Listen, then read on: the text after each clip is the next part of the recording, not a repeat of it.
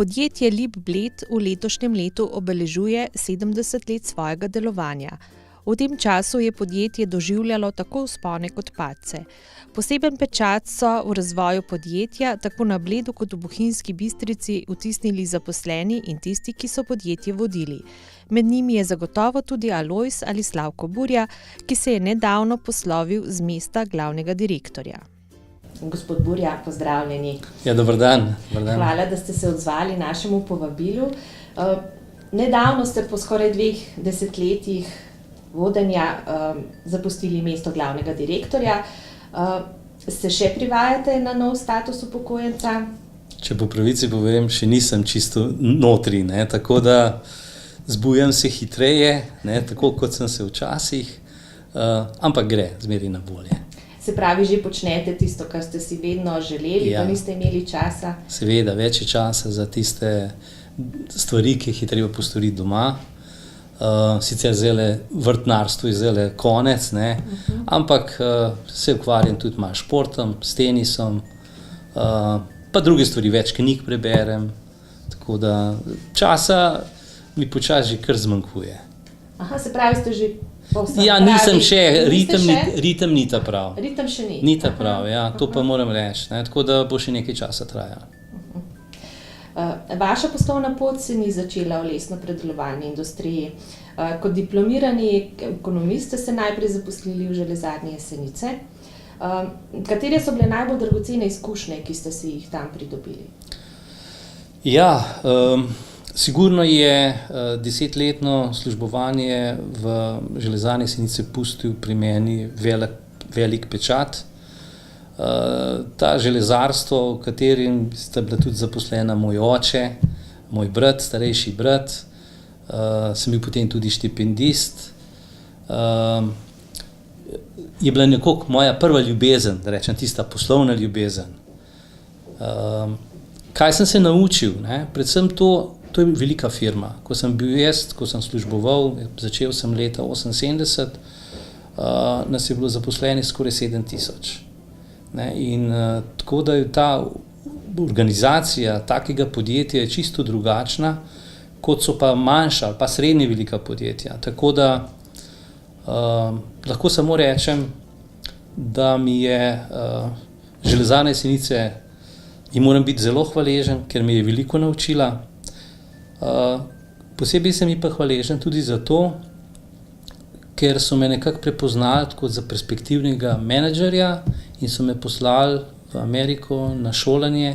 To je bilo polletno šolanje leta 1986. No, tukaj je že moje naslednje vprašanje. Kaj pomembnega ste se vi tam naučili v ZDA? Takrat na tem študiju menedžmenta, pa potem kasneje, ko ste bili tudi 2 leti predstavnik Železarne Jesenice v New Yorku, najbrž je bil New York in sploh ZDA so bile takrat precej drugačne kot danes. Že takrat, ko sem šel v skupini več menedžerjev na to šolanje, so takrat rekli na Gospodarski zbornici, zdaj boste pa spoznali pravo zibelko kapitalizma, ker mi smo zelo dobro poznali poslovanje v Nemčiji, Avstriji, v teh bližnjih razvitih državah, ampak Amerika je bolj originalna kapitalistična država in tudi tam se drugače posluje, drugačna pravila veljajo, v neki meri celo bolj groba pravila. No, prvič šolanje sem spoznal veliko novega, kako se posluje v Ameriki. Na koncu spoznaš posebej kasneje, ko sem še delal kasneje v New Yorku, kako je svet pravzaprav majhen. Ko sem potoval v Brazilijo, v Kanado, ko sem prepotoval celo Ameriko, ko sem iskal nove kupce za železarske izdelke, treba je vedeti, da je bil to ravno čas, ko se je uvajala nova jeklarna na Jesenicah in železarna je temeljito spremenila ta svoj proizvodni portfelj produktov in je bilo treba najti nove kupce. No in potem sem potoval po posameznih teh državah Amerike, zveznih državah in iskal nove kupce. In takrat sem dobil kar veliko nekega novega znanja, predvsem pa, da se ni treba ničesar bati. Vse se da, če se hoče. Ne? In moram reči še enkrat, no, zelo sem hvaležen železarni, da so nekako v meni prepoznali kot enega perspektivnega vodjo. In ta izkušnja je sigurno imela za mene pomembno vlogo pri nadaljnji karieri. Ste se potem tam navzeli tudi te njihove miselnosti, da nikoli ne smeš odnehati? Slišala sem, da ne odnehate, da vedno znova poskušate, tudi takrat, ko situacija ni najbolj rožnata. Absolutno. Dejstvo je, da v Ameriki so ljudje, če gledam recimo Slovence, veliko bolj korajžni, več si upajo. Ne?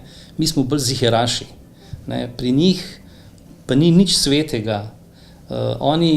In če si začrtajo cilj, ne, ga z vsemi sredstvi skušajo doseči. Zato je pa seveda včasih ta družba tudi bolj groba. Ne? Morda smo v Sloveniji zaradi tega veliko bolj zaščiteni, ampak še zmeraj mislim, no, da Amerika ima določene kvalitete, rajši pa moram takoj povedati, živim v slovenski družbi.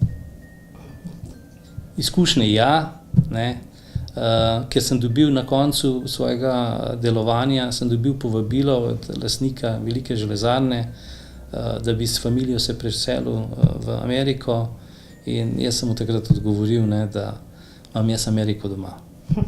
Res pa, da je bilo to ravno v času, ko se je potem začela ta kratka vojna, ne, ampak kljub temu sem zadovoljen, da sem se tako odločil takrat. Potem ste na povabilo gospoda Jakoba Repeta, takratnega glavnega direktorja Lipa Bled, se pravi leta 2001, če se ne motim, prišli na čelo Lipa Bled.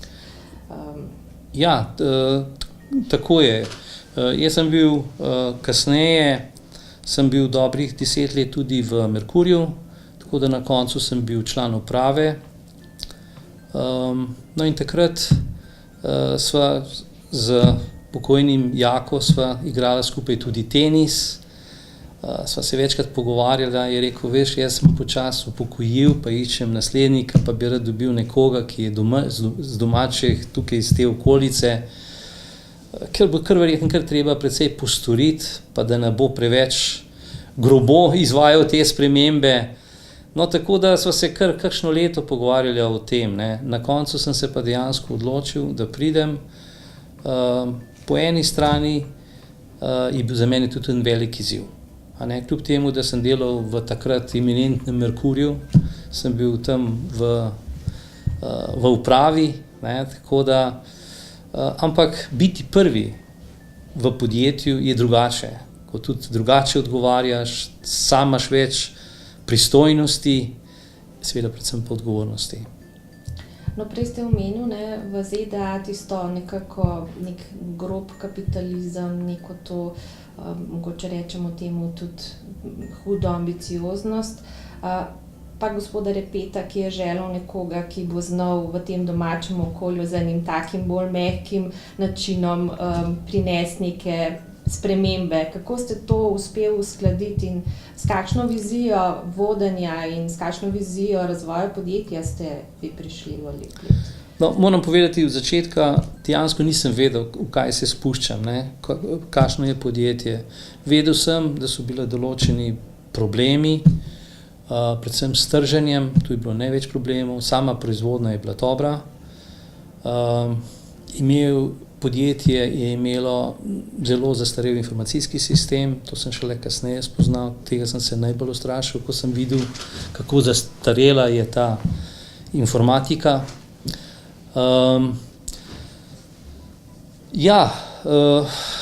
Treba je bilo, najprej sem se naslonil na to, kar sem se tudi naučil v Ameriki. In sicer v Ameriki so mi dali vedeti, da je dobro podjetje, mora biti prvič fokusirano, predvsem pa mora izdelovati izdelke, ki so konkurenčni na trgu. V tistem času je pri nas še veljala tudi ta ideja, da je možno prodajati tudi na določenih manjših tržiščih po boljših pogojih. Veste, to se ne da. Cena mora biti konkurenčen, ni samo cena, vse, kar pač prodajaš, če je boljši izdelek, lahko imaš višjo ceno, ne, ampak konkurenčen moraš biti. In ko sem prišel tukaj na Lip, temu ni bilo tako. To je bil velik problem, takrat so bili tukaj 4 programi, od katerih sta bila nekje dovolj dobra notranja vrata in pa upažne plošče. Medtem ko sta pa v Mojstrani smo izdelovali vhodna vrata, lesena vhodna vrata, smo bili nekonkurenčni, zastarel program, še tista lesena dvižna garažna vrata, pa tudi pri masivnem pohištvu v Bohinju nismo bili konkurenčni. Tako da, ja, tudi s tistem, kar ste prej omenili, z neko vztrajnostjo, ampak postopnostjo. Tudi jaz nisem pristaš nekih velikih šokov. Treba je prvi spoznati in potem sistematično delati. In takrat sem potem začel delati na to. Prvi korak pravzaprav je bil ta, da sem tukaj na Rečici zaprl, da smo zaprli Žago. Ne, še zdaj me marsikdo vpraša, ne, zakaj smo zaprli Žago, ne, zakaj se hlodi zdaj morajo voziti v Bohinj. Samo morate vedeti nekaj, da takrat sta obe žagi v Bohinju in tukaj predelali 50,000 kubikov hlodovine, danes, lansko leto, no, konkretno, je pa samo bohinjska žaga predelala 83,000 kubikov. Se pravi, to je bilo tako neproduktivno. Hkrati je ta les, te deske so se vozile v Bohinj, ker so se samo tam uporabljale v proizvodnji opažnih plošč.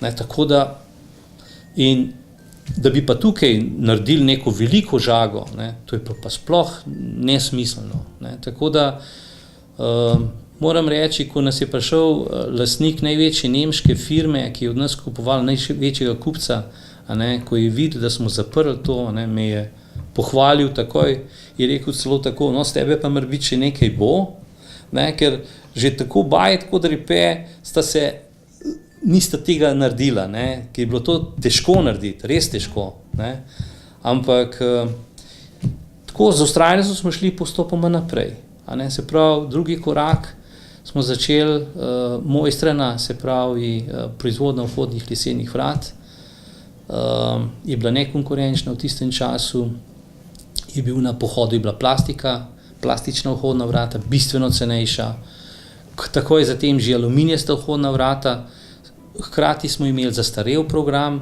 tako da sam enostavno pri vseh izzivih, ki smo jih imeli v tej takratni delniški družbi, je bilo nemogoče ta manjši program, ki je pa delal 2 milijona mark izgube na leto, ne, živeti. No. Tako da sem bil zelo vesel, ko sta prišla dva sposobna menedžerja, gospod Jerala in gospod Noč, in sta se zainteresirali, da bi odkupila program.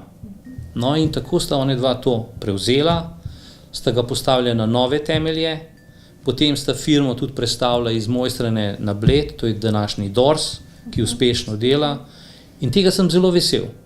Ne. Mi nismo pokopali ta program je ostal, ne, in odkrito moram povedati, da če bi pa ostal ta program v tej delniški družbi, dvomim, da bi ga uspeli sami tako narediti konkurenčnega. Mnogo težji, smo se nekako odpovedali pohištvu iz masivnega lesa. To sem še slišal, da je pokojni Bajet za Bohinj pač računal, ne, da ko enkrat opažne plošče ne bodo več šle, bo pa pohištvo tisto.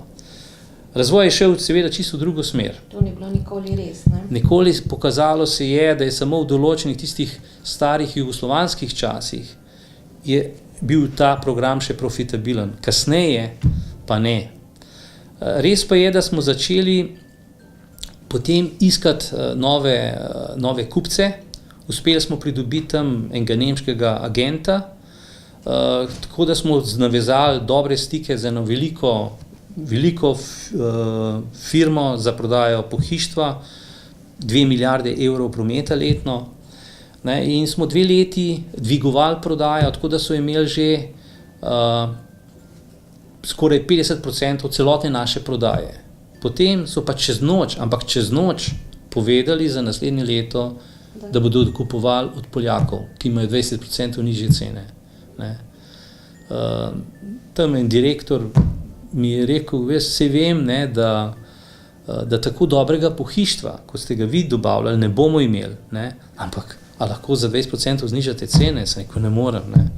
No in potem ni bilo druge možnosti, kot da smo ta program, smo bili na tem, da ga zapremo, še prej smo pa ponudili zaposlenim, da ga odkupijo. No in potem se je 5 podjetnikov zbrali, pogumnih, tako je, tudi nekateri so bili pri nas zaposleni, nekateri mizarji zunanji, no vmes je bil tudi Filbo, no v glavnem in so ga odkupili. Res, da je bila cena taka bratska, ne, ampak kar me veseli, danes podjetje dobro dela in na koncu to lepo pohištvo še danes živi. No, ker tisti, ki cenijo masivno pohištvo, cenijo absolutno, to. Absolutno. Je pa res, da pač potem cena prevlada. Ne, a veste, danes gledajo recimo, ne vem, en Alples. Ne, Alples dela pohištvo iz iverke. A ne, ljudje pa ne vejo, ne, to je plastificirana iverka in bi pa radi imeli enako ceno za pohištvo iz masivnega lesa, ki pa tretjino dela samo brušenje, ročno brušenje. Veste, delo je pa pri nas drago, strošek dela je pa drag, ne? Tako da tisti, ki znajo ceniti, še zmeraj to kupujejo. Res pa je, da se je zdaj bohinjsko pohištvo, Lip pohištvo Bohinj, tudi močno preoblikovalo, program je razširilo in iz tiste industrijske proizvodne, ko smo delali na zalogo posamezne dele, tega ni več. Zdaj delajo vse samo za znanega kupca in kar me posebej veseli, ker so se tudi preusmerili tudi v tujino, tako da tudi vem, da veliko prodajo v Avstrijo, tako da mislim, da je na dobrih temeljih. Sam sem pa vesel tega, da program ni umrl, ampak živi in da imajo tudi delo zaposleni. No, zdaj v tem času vašega vodenja je bilo kar nekaj sprememb, ko smo ravno pri Bohinju. Ravno letos je ta avstrijski partner dokončno kupil podjetje. Ja. Zakaj ste se odločili za prodajo? Poglejte, dejstvo je, da je bila delniška družba, ki je imela še predtem, recimo še Filbo, ne, je imela še proizvodno plošč, mizarskih plošč v Podnartu. Firma je kot življenje, ne, in se razvija, potem tudi usiha, se spreminja in tako da ves koncept je bil pa narejen, bom grdo rekel, za eno srbohrvaško besedo, na svaštarjenju, veste, vsega pon malo, ne gre, prej sem omenil, če delaš izdelek, moraš biti konkurenčen, ne pa da delaš vsega malo, meni so razlagali, ja, sej tale program vleče, če drug izgubo dela, ne. To ni prava pot. Vsak program mora vleči, mora biti pozitiven, to je edina možnost, da program tudi potem ostaja. Ne? No, ko sem pa gledal, kakšne so pa pravzaprav povezave med bohinjsko tovarno, ker to je primarna predelava lesa, z notranjimi vrati, kjer je pa osnovna surovina iverka, ne? Ki je bolj praktično se povezuje skoraj s pohištvom, ne? Praktično nobenih povezav ni bilo več. In tako da tukaj se moram seveda dotakniti še enega momenta, država je bil glavni lastnik Lipa. Država, predstavnica KAD-a, ki je bil največji lastnik, mi je na prvem sestanku povedala, da bodo Lip po prvi možnosti prodali. Da država ima že tako preveč lastništva v podjetjih, in Lip kot tak še neprofitabilen je bil, sigurno ni bil interes, da v njem ostanejo. Ne. Tako da sem potem začel sam hitro iskati enega kupca, seveda takega, ki bo hotel razvijati Lip, da bodo delovna mesta ostala. Dobil sem v Ameriki, v Torontu, v Kanadi, največjega proizvajalca vrat, Masonite. Večkrat za hec rečem, to ni Samsonite, Samsonite so kufri, ne. Masonite je bil pa največji proizvajalec vrat, notranjih vrat, v 74 državah je deloval, preko 2 milijarde dolarjev prometa in moram reči, da smo bili že zelo blizu dogovora, tu pravzaprav so vodili KAD in so te lastniki, državni lastniki razgovore Potem se je pa zgodila to je bilo v času še velike konjunkture, to je bilo nekje leta 7, je pa Masonite kupil sklad tveganega kapitala, KKR se imenuje, ta tudi deluje zdaj v Sloveniji. Ne. In takrat, ko so oni to kupili, so vse te direktorje glavne zamenjali, tako da pravega sogovornika več nisem imel, in ker je zdaj sklad bil lastnik, je to pomenilo, da bodo oni to naprej prodali. Takrat pa potem nismo želeli več se v tej smeri naprej pogovarjati, tudi njihov interes več ni bil. No in potem je država naredila tako, da je naredila dvakrat javni razpis, javni tender, enkrat celo dražbo. Javljali so se bolj taki mali slovenski podjetniki, praktično noben veze ni imel z lesarijo, tako da so potem mene poklicali in so rekli, dajte narediti menedžerski prevzem, saj ste že neki lastniki, ste že noter, vsi smo že nekaj deleži imeli. No in tako se je to zgodilo, da smo leta 2008 izvedli ta menedžerski prevzem. No in takrat smo pa prej, ki je bila delniška družba, smo potem naredili delovni DOO-je, se pravi kot ne več delniška družba, ampak DOO-ji, Bohinjska in pa Blejska. No in samo s tem, ko smo ločili to primarno predelavo od vrat, se je pa takoj pojavil avstrijski partner, ki je rekel, jaz bi se pa tukaj pa z vami šel v Španovijo. To je bilo družinsko podjetje Haslacher, ki je bilo v veliki rasti, no in smo se potem dogovorili za 35% delež. Seveda potem, to je bilo leta 2009, so prišli težki časi recesije, brez njega, brez Bleda, bohinjski del ne bi preživel, ker ta je bila izredna recesija, bila na opažnih ploščah, manj na vratih. Tako da je to stanje obstajalo, ko smo pa nekako le zajeli sapo, ko smo le postali že boljši tako v Bohinju kot na Bledu, je pa prišel čas, ko bo treba investirati. In mi, kot nismo imeli možnosti, da bi investirali toliko, kot je potrebno tako v Bohinju kot na Bledu. Če lahko samo rečem, v Bohinju so zdaj pred investicijo in to bo najmanj 10 milijonov evrov, pa je še naprej treba investirati, še več, ravno tako pa na Bledu.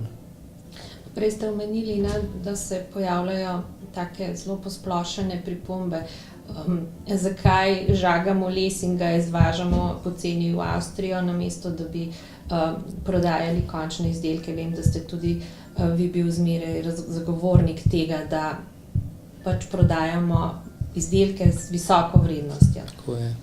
Ja, treba je vedeti, to, kar vložiš, to pa imaš.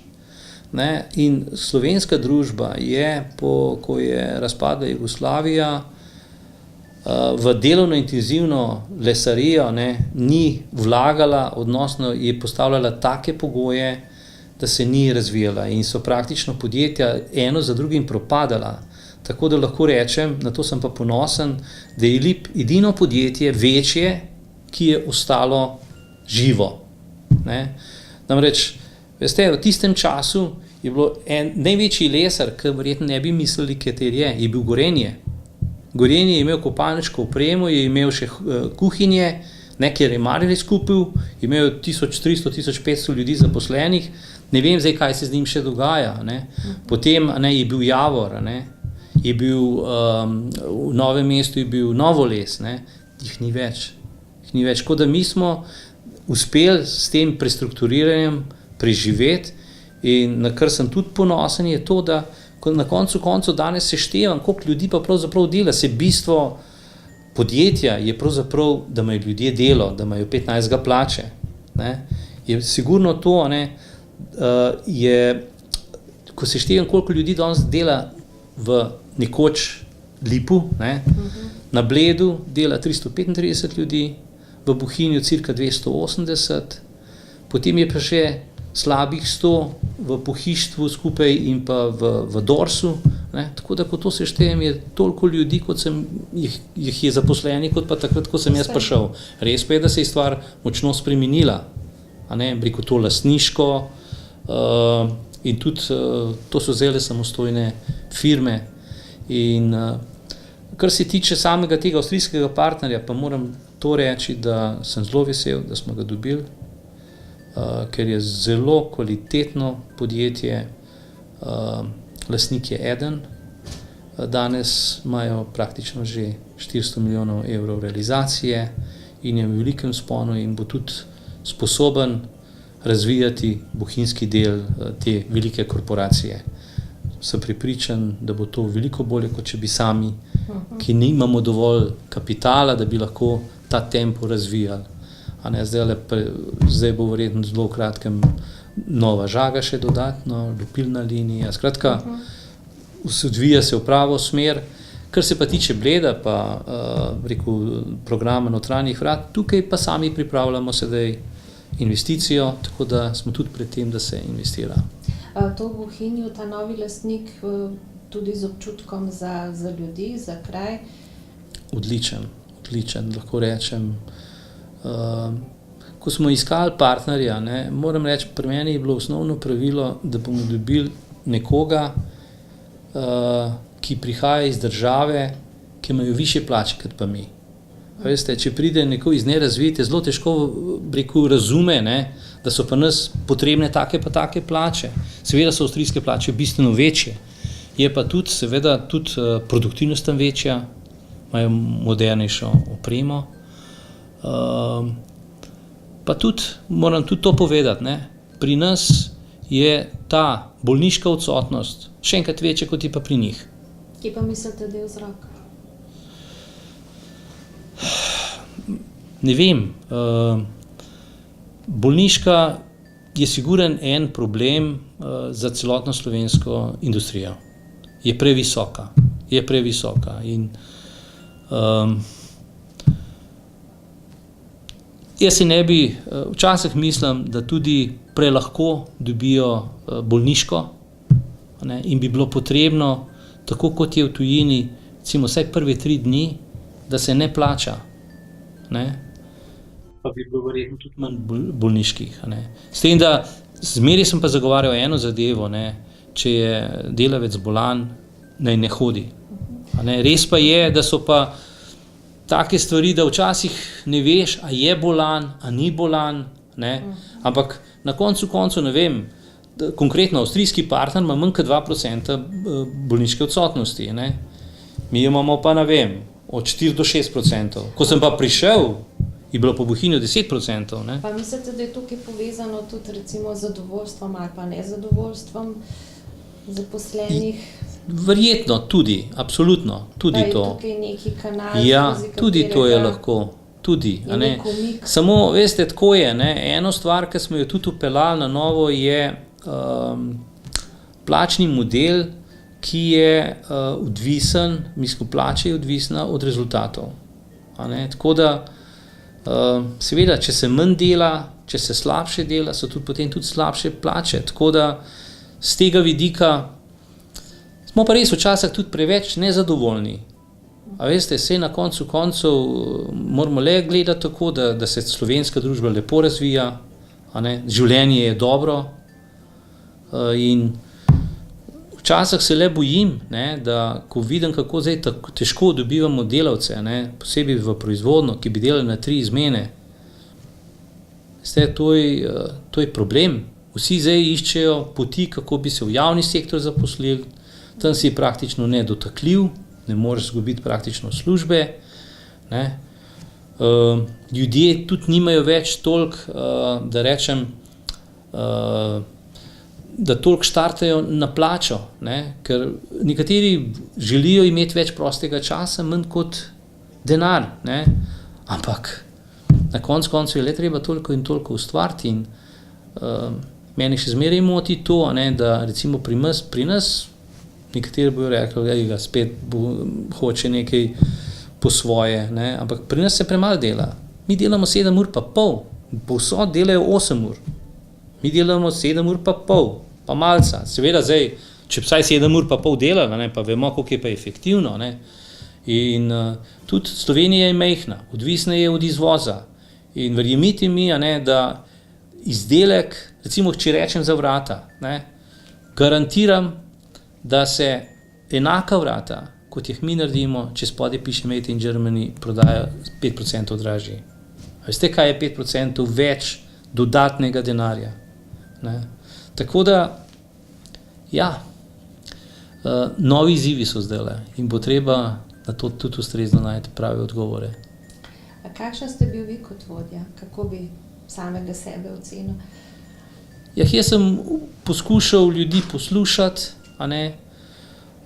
Takrat, ko je bilo treba tudi potegniti trdo potezo, sem jo tudi naredil.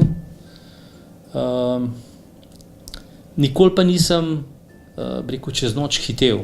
A ne. Tako da tudi recimo ena od ukrepov, ki sem ga moral narediti, žal, je, ko je bilo treba razgraditi ta ustroj delniške družbe.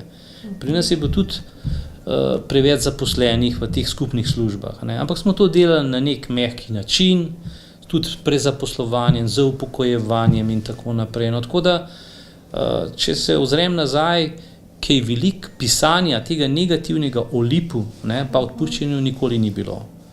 A ne, tako da... So vam bili mediji naklonjeni? Ja, ne bi rekel. Jaz mislim, da je tudi tako bilo, ne, ker na koncu koncev, jaz mislim, da novinarji, da imamo dobre novinarje v Sloveniji, ne, in znajo ločiti pleve od zrna, ne. In ko so videli, ne, kako se mučimo, kako na koncu koncev le živimo, razvijamo podjetje, ne, medtem ko so druga podjetja, lesna podjetja, kot sem jih prej omenil, pa propadala, ne, so sigurno to videli kot eno pozitivno stvar. Ne, in tako da, ne vem. Vi se tudi niste, če vas smem prekiniti, nikoli se niste otepal, recimo, izpostaviti se, povedati na splošno o lesno-predelovalni branži, o vseh njenih napakah, možnostih, prihodnosti, ki je ni bilo, priložnostih, ki bi se lahko izkoristile. V kakšni kondiciji je po vašem mnenju sedaj ta panoga? Lesna panoga je prišla na dno, ne, iz nekdanjih 32,000 zaposlenih, je bilo na koncu zaposlenih še 10-11 tisoč, zdaj se pa počasi pobira. Pobira, tako da zdaj je ta številka že 14-15 tisoč zaposlenih. Seveda je produktivnost mnogo večja, kot je bilo včasih, to je treba tudi seveda povedati. Tako da je prodaja, realizacija večja, kot je bilo včasih 30 tisoč, ampak to je razvoj, tudi boljša oprema. Kar bojim se, bom rekel, teh političnih ukrepov, zdaj nove vlade, ki, kot slišim, je že dogovorjeno, da se bo minimalna plača povečala. Kar je problem, je to, da ni problem, da ljudje dobijo več, da bi se minimalna plača, ampak več kot dobijo delavci, bo dobila država. A ne? Potem bo prišlo tudi do neke večje uravnilovke. In vsi te šokantni načini povečevanja plač, hkrati se pa produktivnost ni toliko povečala. A ne? Plača se je več povečala, ko se je pa produktivnost povečala. To je kar lahko problem. To je lahko problem. Ravno danes imajo vrh slovenskega gospodarstva na Brdu in ne vem, slovensko gospodarstvo je dobro zaradi tega, ker ima toliko različnih dejavnosti. Ne? In če bomo začeli izgubljati recimo tudi lesarijo ali pa jo zelo zmanjšali, bo to ena velika izguba. Kasneje, ko bo prišla kriza, se bo prišla zelo hitra kriza. A veste, danes se večkrat sprašujejo, zakaj moramo Slovenci hlodovino nepredelano izvažati v Avstrijo, v Italijo. Ja, zakaj? Zato, ker smo ubili tiste proizvajalce, ki so včasih bili in niso pač mogli preživeti. Verjemite mi, da nismo bili samo direktorji krivi za to, da so tudi okolje, pa to obdavčevanje plač, ki je tisti delovno intenzivne panoge so pod veliko večjim primežem kot pa tiste, ki nimajo toliko, ki je strošek manjši, strošek dela. Tako da je zaenkrat zadnje 3 leta sama dejavnost raste. Kot veste, sem jaz še predsednik Združenja lesne industrije pri Gospodarski zbornici, tako da to bom še do naslednjega leta. Zaenkrat raste, se pa bojimo teh hitrih sprememb, ker recimo v času Pahorjeve vlade, ko se je minimalna plača čez noč v času krize povečala za več kot 25%, je samo lesarska industrija izgubila 5000 delovnih mest. Jaz upam, da se kaj takega podobnega zdaj ne bo zgodilo. Prepričan, da se ne bo, ampak lahko se pa upočasni ta razvoj. Pa ne vem, marsikdo tudi reče, če ne morete toliko plačani, pa ljudje raje v drugih branžah delajo, ki pa to lahko zagotovijo. Ja, to je en del resnice. Drug del resnice pa je, da je velik del teh kadrov nezaposljiv, ki jih drugi ne morejo uporabiti, ali pa slabše uporabiti, pa da bojo nekateri potem ostali na cesti, jih bo morala država podpirati. In potem, ko pride čas, ko je pa za lesarijo, ki imamo pa na koncu izredne naravne vire, pa bojo pa tujci to predelovali. Mislim, po moje bi morali močno razmisliti, kako s temi enkratnimi populističnimi ukrepi iti naprej. Zdi se, da lip bled puščate v dobri kondiciji.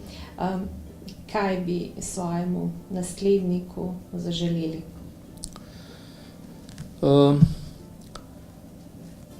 Kar se tiče, koliko je dober lip. Lip ima svoje mesto, tako v tujini kot doma. Imamo dobre izdelke, to lahko rečem, na koncu ti vrhunski hoteli kupujejo naša vrata. Znamo narediti res najbolj kvalitetna vrata. Imamo pa še težave. Preveč je notranjega izmeta, tudi produktivnost ni na pravim nivoju, bi bilo treba jo še povečati. Seveda bo treba tudi kupiti modernejšo opremo, bo treba tudi investirati. Ampak, če rečem, jaz bi gospodu Dušanu Mariniču, ki je za mano prevzel to dirigentsko palico, če rečem, na lipu, samo svetoval, da ne bo vztrajan. Vztrajati je treba, vztrajati tudi včasih, ko zgleda praktično nemogoče, je mogoče. Ni pa, zdaj je ravno tako težko, kot je bilo prej težko, a veste, tako da tudi zdajle za to konjunkturo bo kmalu prišla tudi recesija, tako da po moje je vse skozi približno enako težko. Nikoli ni lahko, pa nikoli ni tako težko, da se ne da. Samo ta pravi vzvode je treba pač uporabiti in pogovarjati se z ljudmi, jim predstaviti zadevo tudi takrat, ko je težko. Drugače pa mislim, da je to zdravo podjetje, da so tudi odnosi v redu in jaz verjamem, da bo lip, ne samo lip bled, tudi lip bohinj v tej novi lastniški ali pa v novem koncernu uspešno deloval in da se bo tudi bohinj skozi to tudi uspešno razvijal. Tudi vesel sem, kot sem že prej omenil, tako da vhodna vrata v Dorsu, tako masivno pohištvo, da se lepo razvijata in z tega vidika pa zadovoljen odhajam, bom rekel, zdaj sem se upokojil. Pa še eno stvar bi morebiti tudi poudaril, na lipu so vsem tem času, ko sem bil jaz, pa tudi ko je bil Jaka Repe, 15. zmeraj delavci dobili plačo. Enkrat je bilo en dan, je bilo narobe, ampak zaradi tega, ker se je sesul informacijski sistem v Gorenjski banki, da so kasneje dobili. Druga stvar, plačali smo vse davke, kar so nam jih naložili, pa smo se razburjali, pa vse to, ampak vse smo zmeraj plačali. Pa tudi en dobavitelj ni ostal, da ni dobil plačano. Tako da z tega vidika, ne, mislim, da je Lip ima svoje mesto v tej slovenski družbi ali pa tudi v slovenskem gospodarstvu. In da ga bo imel tudi za naprej, sem prepričan. Mogoče za konec za vas osebno še eno vprašanje. Je vas ta vaš čas tako oseben kot služben, mogoče vas odmevala ta Kekčeva pesem Optimistična? To sprašujem zato, ker je znano, da ste v tretjem Kekcu odpeli to naslovno pesem. Ja, to, da sem posodil ta zadnjemu Kekcu glas, ja, me je spremljalo kar dalj časa. Zdajle seveda otroci več že tega ne vejo. V tistem času, ko sem bil pa jaz mlad, seveda so pa vsi vedeli tukaj, posebej tukaj na Bledu, no, recimo v tem okolici, ja, da sem jaz pel. Tako da je en določen pečat mi je sigurno pustila, ne. Morebiti še celo to lahko rečem, ne, to moje petje je imel tudi en negativen predznak, namreč, ko sem z blejske osnovne šole šel na gimnazijo, na Jesenice, ne, sem prvi let pavziral, sem padel z angleščine. Ja, takrat sem tudi po koncertih hodil, recimo v Vnečko banjo, v Portorožu, Zlata vrtnica Portoroža, potem v Maglej v Bosno. Tako da, ja, se verjetno nisem dosti dobro pripravil, no, in sem potem pač moral ponavljati. In potem je pater rekel, zdaj pa konc, Slavko, da se boš pa učil. Ne, in sem mu hvaležen za to. No. Vse potem sem tudi angleščino imel 5, sem bil odličnak, tako da ker je jeseniška gimnazija zelo dobra šola, nobenih težav nisem imel potem na ekonomski fakulteti. Tako da, ja, če mi že sprašujete, kar se tiče tega petja, ne, seveda sem potem tudi pel v zasipškem zboru, moškem zboru, nekaj let, potem 15 let sem bil v oktetu Lip Bled, tako da je tudi to nekako botrovalo, da sem potem prišel na Lip.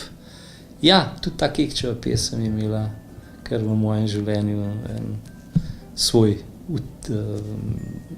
je imela eno pomembno vlogo, no. Najlepša hvala za ta pogovor. Hvala vam za povabilo.